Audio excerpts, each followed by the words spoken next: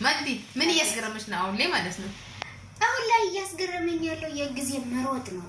እንግዲህ አሁን ምን መሰለሽ መስከረም ብዬ ይሄው ሰኔ ልገባ ነው። አዘጠኝ ጨርሼ እኔ ግን ምንም አልሰራውም። ይሄው እዛው ነኝ። ገንዘቡን ግን ይዘሻል? እዛው ነኝ። ገንዘብ ውስጥ ገንዘብ ትያለሽ? ገንዘብ ቢይዝ ምን ትጠይቂኝ ነበር እንዴ? ጥያቄ ግን አሁን እስቲ ቆይ እኔ ስጠይቅሽ አንቺስ? ሃይ እኔ ደግሞ አሁን ልጅ በጣም እያስገረመኝ ያለው ማለት ነው ሰኞ ማክሰኞ ረቡዕ ሐሙስ የምለውና የሳምንት ጉዳይ አትጠይቂኝ።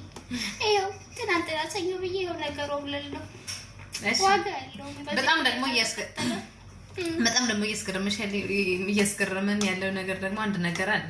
እኔም ማውቀው አንቺ የምታውቂው ነገር ማለት ነው። ያ ነገር ምንድነው? ሰዓትና ጊዜ ከዛስ ስልችት ያለሽ ነገር ጠዋት ላይ ማለት ነው። ስልችት ያለኝ እንዴ ጠዋት መነሳት እንዴ ያላርማው ጉዳይ ምንም ነገር ታሳቢነት